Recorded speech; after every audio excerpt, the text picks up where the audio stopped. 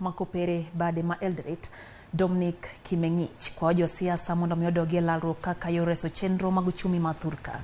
Kimengicha luoni pinya ne okue kinde mane twak nitiere kind Kenya Kwanza gi Azimio la Umoja One Kenya Alliance. Olero ni en adieri ni jo Kenya kalo e pek mang'eny kata kamano ng'anyo to kwer ni medo mana midhiero ne jopiny. Zote tunajua kuna shida ya hali ya gharama ya maisha imeenda juu sana, lakini kweli hata kuandamana itarudisha gharama ikuja chini, kwa sababu wakati huu ni wakati ambapo sisi kama wana Kenya tunatakiwa tukae chini, viongozi, rais, Raila wakae chini, ili kama kweli tunapenda nchi yetu wakae chini, wajadiliane na watafute njia ya kuweza kutengeneza uchumi wetu kama nchi.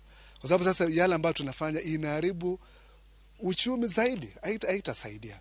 Sisi hapo Wazingisho sisi ni wakulima. Na tunajua kwamba lazima ungoje kwa sababu tumepanda mahindi, tumepanda ngano, lazima tungoje mpaka wakati ambapo tutavuna itakuwa tayari. Kwa hiyo uchumi haiwezi tu kurudishwa iwe sawa sawa mara moja, lazima kuna wakati wa kungoja.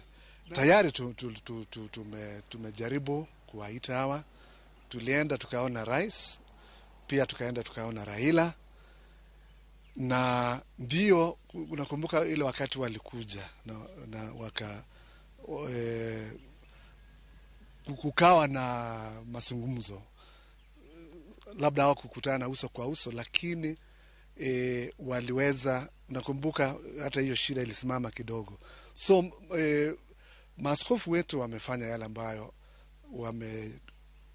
wanaweza kufanya, na tena nakumbuka baada ya hiyo kukutana na tulienda kwanza kwa rais, alafu tukaenda kwa Honorable Raila.